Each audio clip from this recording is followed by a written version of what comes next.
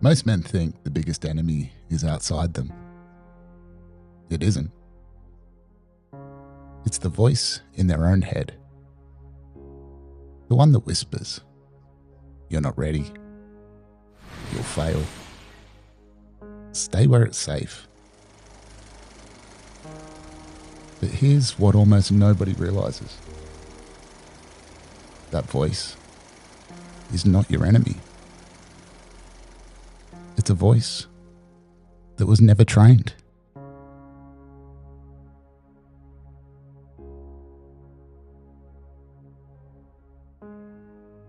Look in the mirror. Who do you see? Most men see a critic. The critic points out every flaw. You're not enough. You're behind. You'll never get there. The critic keeps a record of every failure, every mistake, every wound, and it throws them back at you when you dare to rise. But there is another voice in that mirror. The coach. And the coach does not mock. The coach does not belittle. The coach calls you forward. Get up. Push harder. You are capable of more. Both voices live in the same head. Both voices are reflections of you. But the one you listen to becomes the one you become. Here's the truth. The critic is not evil. It was born to protect you. It remembers every time you failed, every time you were hurt, every time you were ashamed. And it whispers, "Don't try again. Don't risk. Don't push. Stay small. Stay safe." But safety is a prison. Comfort is decay.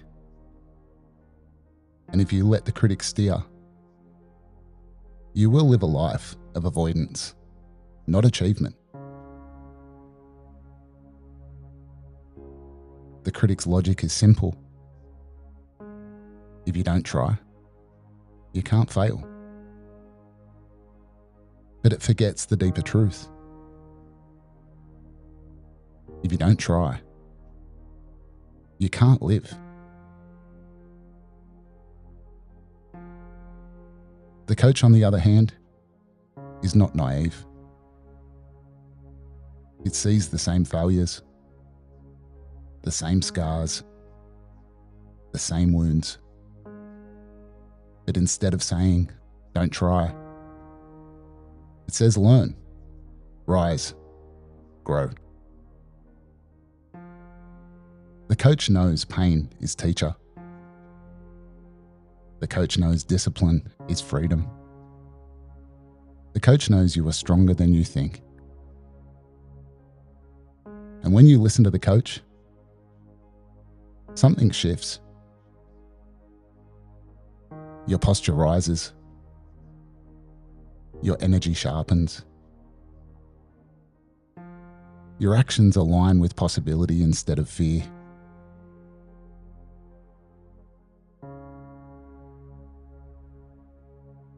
The war between the critic and coach is not outside.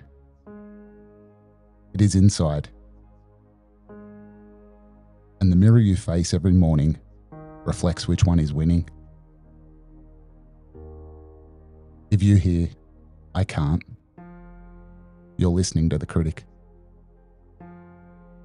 If you hear, "I must," you're listening to the coach. Simple rule. Whichever voice you feed grows. Feed the critic, and your life collapses into excuses. feed the coach, and your life expands into achievement.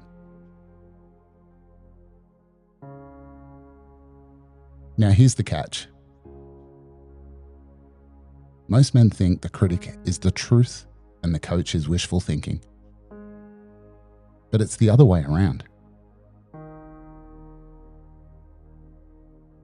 The critic is not right. The critic is trauma replayed, weakness amplified, fear dressed up as wisdom. The critic uses fragments of truth to build a cage of limitation. The coach, though, it speaks truth. The truth that you are capable of more. The truth that discipline compounds. The truth that failure is feedback, not finality. The truth that your best self is waiting on the other side of the excuses you keep defending. The critic is noise. The coach is signal. But here's the deeper law. Both the critic and the coach are you. They are not angels and demons fighting for your soul. They are mirrors of your own awareness. The critic is you at your smallest. The coach is you at your highest. The choice is yours. Which reflection will you empower? Let me break it down. The critic says, you failed. The coach says, you learned. The critic says, you're not ready. The coach says, start now. Readiness will follow. The critic says, you can't. The coach says, watch me. The critic says, stay safe. The coach says, risk is the path to reward.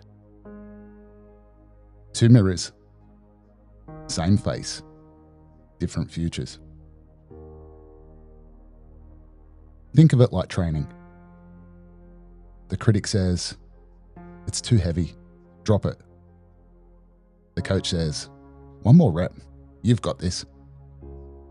If you listen to the critic, you will quit. If you listen to the coach, you will grow. And the repetition compounds. Day after day, choice after choice, voice after voice, until your entire life is shaped by the reflection you choose in the mirror. Here's the practice. Next time you catch the critic whispering, pause. Don't run.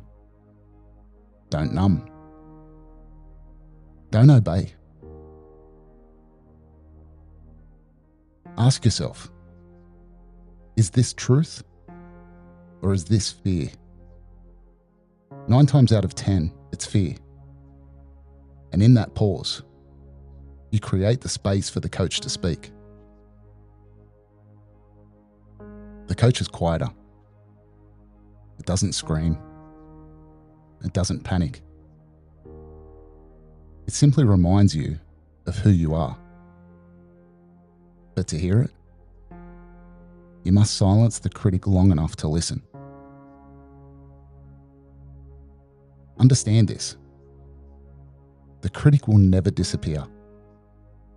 It will always be there, waiting to point out weakness, waiting to magnify doubt. But you don't have to let it rule.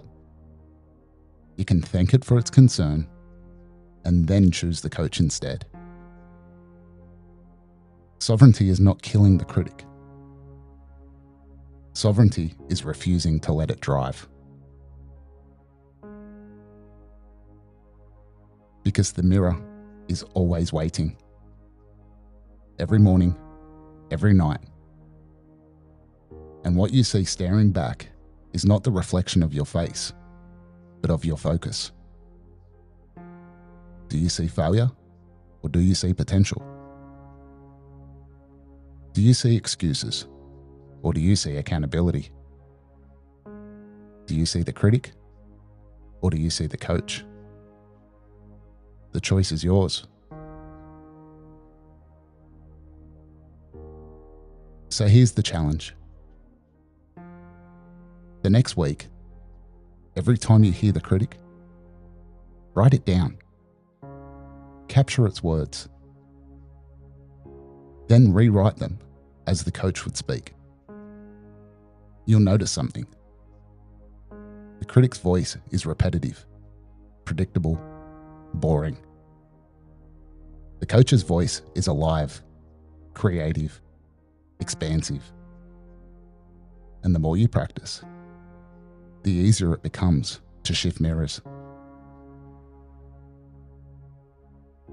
At the end of the day, you are both the critic and the coach. You are both the prison and the key. You are both the lie and the truth. The sovereign man knows this. He chooses his reflection with discipline.